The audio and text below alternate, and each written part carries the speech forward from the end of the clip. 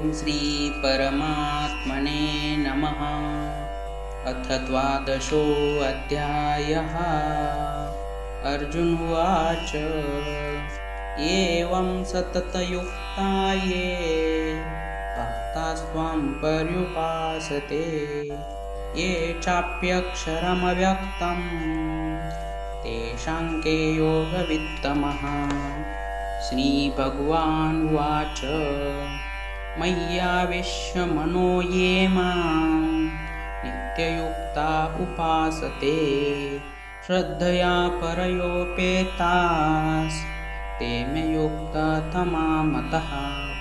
ये त्वक्षरमनिर्देशम् अव्यक्तं पर्युपासते सर्वत्र गमचिन्त्यं च कूटस्थमचलं ध्रुवं सन्नियम्येन्द्रियग्रामं सर्वत्र समबुद्धयः ते प्राप्नुवन्ति मामेव सर्वभूतहिते रतः।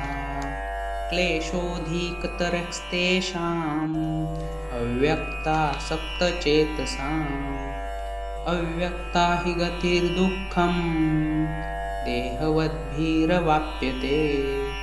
ये तु सर्वाणि कर्माणि मयि सन्न्यस्य मत्परः अनन्येनैव योगेन मां ध्यायन्त उपासते तेषामहं समुद्धर्ता मृत्युसंसारसागरात्।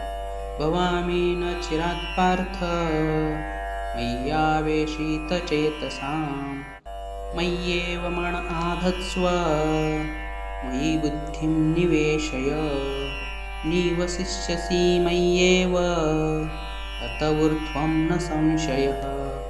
अथ चित्तं समाधातुं न शक्नोषि मयि स्थिरम् अभ्यासयोगेन ततो मामिच्छाप्तुं धनञ्जय।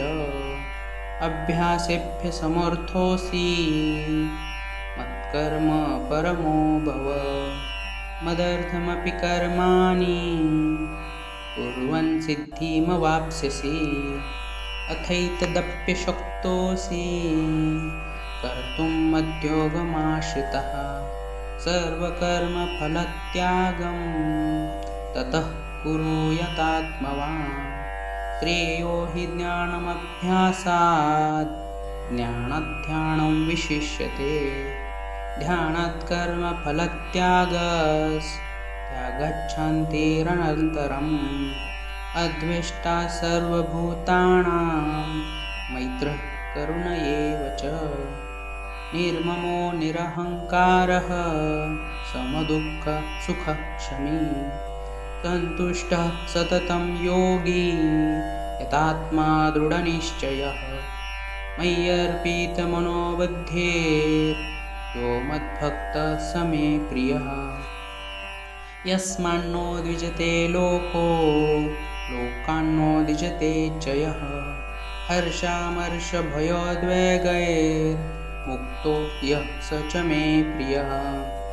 अनपेक्षः शुचिर्दक्षः उदासीनो गतव्यथः सर्वारम्भपरित्यागी यो मद्भक्तः स मे प्रियः।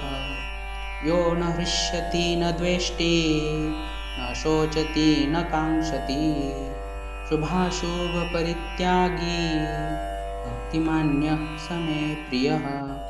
समः शत्रौ च मित्रे च तथा मानापमानयोः शीतोष्णसुखदुःखेषु समः सङ्गविवर्जितः।